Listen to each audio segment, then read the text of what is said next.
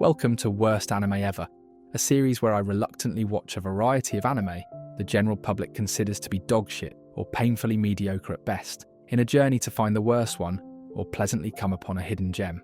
Drop a like on the video or subscribe for more anime content like this one, and fair warning, there may be spoilers, but past that, let's begin.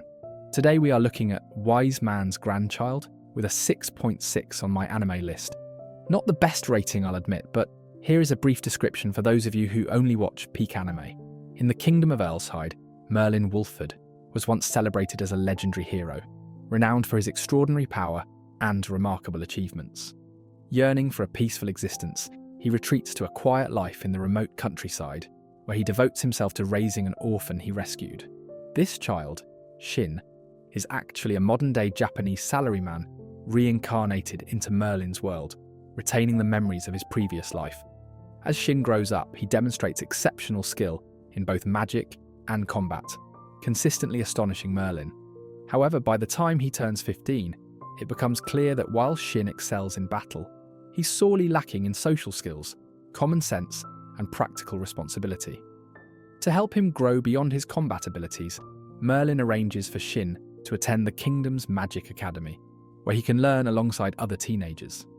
Despite hoping for a normal student life, Shin quickly becomes a sensation due to his incredible abilities and famous guardian.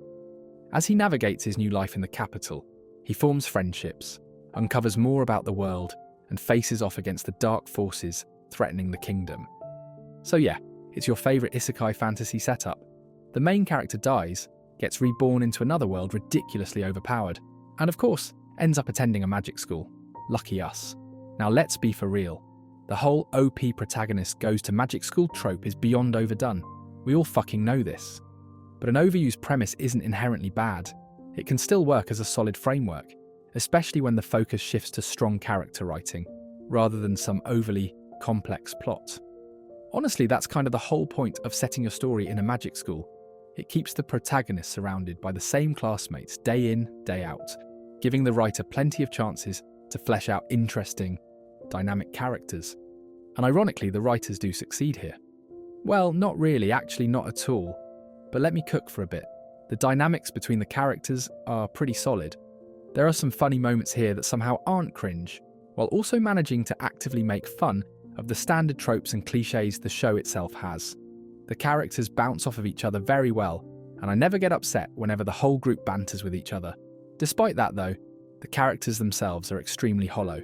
Here's the thing, these characters work well together, but suck complete arse when they are alone.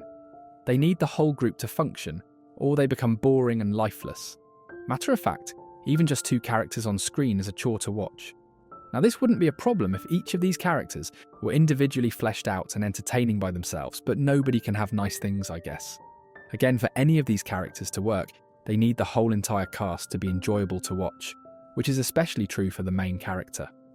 Shin, the protagonist, is a prime example of wasted potential. I don't know how they messed this up considering how they built his character. Should have been the easiest layup in their lives. Despite being overpowered, his backstory sets up an interesting personal struggle. He lacks social skills due to his upbringing in isolation due to his constant training. Merlin notices this and sends him to magic school, with the premise reinforcing the idea that attending magic school would help him grow socially, a potentially engaging arc. However, this conflict never materializes. Shin's status as the grandson of the legendary Merlin grants him immediate social privilege. His connections to literally God himself draw people to him effortlessly, bypassing the need for him to actually develop his social abilities. Any missteps he makes are brushed off due to his status, and once his overwhelming strength is revealed, he's met with admiration and praise rather than genuine challenges. The core issue is that the show sets up a scenario where Shin should need to grow, but his advantages nullify that need. His lack of social awareness never becomes a meaningful obstacle, and his relationships form without any struggle or personal effort. So what was the fucking point of having this guy be a social idiot? If he never receives any consequences for being a social idiot, he feels more like a supporting character rather than the central figure of the series. And just like the rest, he needs the presence of the whole group to be somewhat entertaining. Now, because the interactions are solid in this show, I think it would have been way more interesting to still have that dynamic among the supporting cast. But when it came to any of the cast members attempting to talk to Shin himself, they couldn't properly connect or understand each other due to his lack of social skills, making him an outcast in the class. This could even evolve into fear once they realise how powerful he is, making him even more unapproachable. This approach could have been very interesting while at the same time giving Shin's immense power a purpose rather than just being really strong for fucking funsies. It would turn Shin's overpowered nature into a hindrance, something he'd have to actively work against to earn genuine friendships and acceptance among his classmates. But of course, the writers weren't smart enough for this. Now, I know I have been dogging on all of the characters so far, but if I had to give one character the award for best character in the series, it would be Prince August. He's the crown prince of the kingdom, and one of Shin's classmates. Obviously, he's nowhere near Shin's level of power, but he's a fantastic foil to Shin nevertheless. August is royalty, so he's got the social finesse that Shin lacks. He's funny, charismatic, personable, and I never tire from watching him on screen. He's a character that actually works in both isolation and in a group setting, unlike the other members of the cast. In fact, precisely because of Shin's social ineptitude, August naturally falls into the role of the group's de facto leader, which is actually pretty cool, since his leadership skills comes into play quite a bit when his class is informed that they may need to be drafted into the war against the Empire. And later on, the demons and demonoids lead by the main villain. This makes sense in the narrative because despite Shin's power, he literally doesn't or shouldn't have the social skills to be an effective leader, so it makes August's role in the story warranted. Now admittedly, due to his high noble ranking, he does get special treatment just like Shin, so he doesn't necessarily have to try when it comes to people.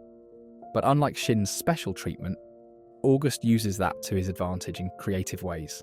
He often manipulates his retainers into giving him more freedom, dodging responsibilities, or sneaking away to do something more enjoyable. He even uses his influence to stop other nobles from being assholes towards his fellow students. He's by far the most interesting character in the show and feels like the only one they genuinely put effort into. Ironically, there is another character who could have been fantastic. The character I'm referring to is the main villain, Strom.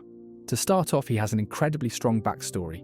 He was once a noble in the Empire who treated commoners with kindness and fairness, something the other nobles hated because they were filthy commoners, but it also threatened their power. They spread false rumours accusing Strom of kidnapping and selling commoner women and children, which tells a good fake story. Some of the commoners were wondering why they were given special treatment by Strom, and these false claims confirmed their suspicions. The commoners believed these lies and, in retaliation, burned his estate to the ground, killing his pregnant wife in the process. This tragedy fuels Strom's descent into hatred and his quest to destroy the Empire, believing both nobles and commoners alike are his enemies. The craziest part, he actually succeeds. Strom leads a demonoid army and decimates the Empire and its citizens, and Strom claims the deceased Emperor's throne. But after that, nothing. He literally admits he has no further ambitions or goals. He literally just sits there eating fucking potato chips. For a villain with such an intense, emotionally charged backstory, it's wild that the show completely drops him after his big victory. He's set up to be this tragic, layered antagonist, but they never actually do anything with him. Now admittedly, the only reason he was able to make a demonoid army was due to him experimenting on humans from the kingdom. That's where Shin comes into play, and they have a brief exchange, but Shin and his class have nothing to do with the Empire, so Strom is able to achieve his goals super quickly with almost no difficulties. Honestly, the whole entire villain arc is just confusing. They barely interact with the heroes of the story and accomplish their goals without any intervention from said heroes. Then they literally just jerk off until the sun sets.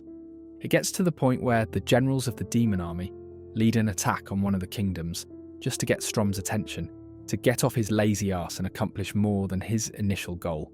That's how poorly utilised he is if the side villains have to resort to getting shit done themselves, which I guess could have been an interesting idea if the show didn't literally end in the next episode. This show has a lot of interesting ideas and characters to work with, but with the exception of August, none of it reaches its potential. The villain has a heartbreaking, compelling backstory, but no real payoff. The cast has fun, light-hearted interactions, but no real depth. And the main character's place in the story is just confusing.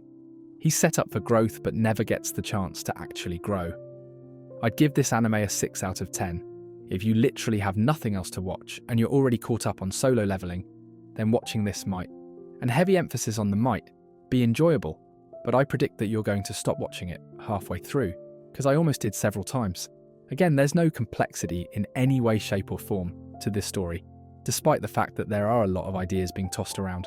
Shame, really. But yeah, that's about it. Like and subscribe for more content like this, but past that, I'm gone.